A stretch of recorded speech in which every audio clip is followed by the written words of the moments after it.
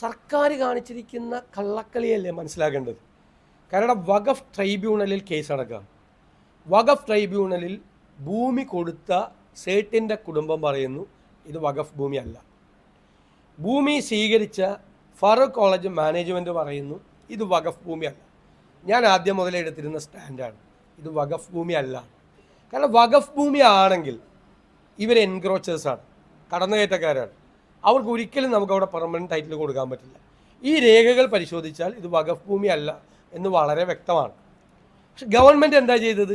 ട്രൈബ്യൂണലിൻ്റെ അടുത്ത് നിന്ന് ഒരു അനുകൂലമായ തീരുമാനം, മുനമ്പം നിവാസികൾക്ക് അനുകൂലമായ തീരുമാനം വരുമെന്ന് കണ്ടപ്പോൾ സർക്കാരിൻ്റെ നിർദ്ദേശപ്രകാരം വഖഫ് ബോർഡ് ഹൈക്കോടതിയിൽ പോയി സ്റ്റേ വാങ്ങിച്ചു. മെയ് 29 വരെ സ്റ്റേ വാങ്ങിച്ചേക്കുക.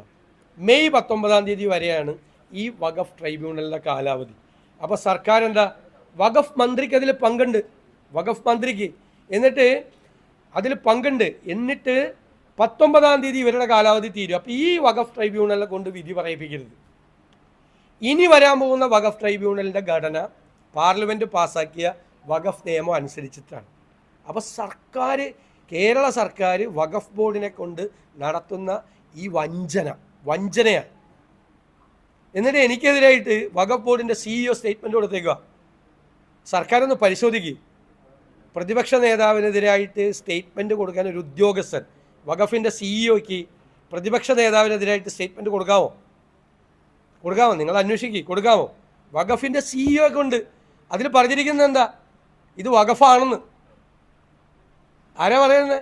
സംസ്ഥാന ഗവൺമെൻറ്റിന് നിയന്ത്രണമല്ല, വഖഫ് ബോർഡിനെ കൊണ്ട് പറയിപ്പിച്ചിരിക്കുകയാണ്. അപ്പോൾ സംസ്ഥാന ഗവൺമെൻറ്റിൻ്റെ സ്റ്റാൻഡ് എന്താ? മുനമ്പത്തെ നിവാസികൾ അവിടെ എൻക്രോച്ച് ചെയ്ത് കയറിയെന്നാണ് വഖഫ് ഭൂമിയിലേക്ക്. വ്യക്തമാകട്ടെ, പറയട്ടെ. എന്തിനാണ് എന്നിട്ട് മുനമ്പത്തെ ആളുകളെ ഞങ്ങൾ സംരക്ഷിക്കും എന്ന് പച്ചക്കള്ള മുഖ്യമന്ത്രി പറയുന്നത്? ചെയ്യുന്നത് അവരെ പൊളിറ്റിക്കൽ അപ്പോയിൻമെൻറ്റാണ് വഖഫ് ബോർഡിൻ്റെ ചെയർമാൻ. ആ വഖഫ് ബോർഡാണ് കോടതി പോയിട്ട് ഈ വഖഫ് ട്രൈബ്യൂണലിൽ സ്റ്റേ, ഇല്ലെങ്കിൽ വഖഫ് ട്രൈബ്യൂണലിൽ നിന്ന് നല്ല വിധി ഉണ്ടാകുമായിരുന്നു. അതാണ് എല്ലാവരും പ്രതീക്ഷിച്ചത്, മുനമ്പം നിവാസികൾ. അതാണ് ചക്കാലക്കൽ പിതാവ് അടക്കമുള്ള ആളുകൾ പറഞ്ഞത്. ഞങ്ങൾ പണ്ട് പറഞ്ഞിട്ടില്ല 10 മിനിറ്റ്. 10 മിനിറ്റ് എന്താ? 10 മിനിറ്റ് എന്താണെന്ന് എല്ലാവരും ചോദിച്ചു. അത് ഇവർ ചെയ്തില്ലെങ്കിൽ ഞങ്ങൾ അധികാരത്തിൽ വരുമ്പോൾ ഞങ്ങൾ കാണിച്ചു തരാം 10 മിനിറ്റ് കൊണ്ട് അവസാനിപ്പിക്കുന്നത്.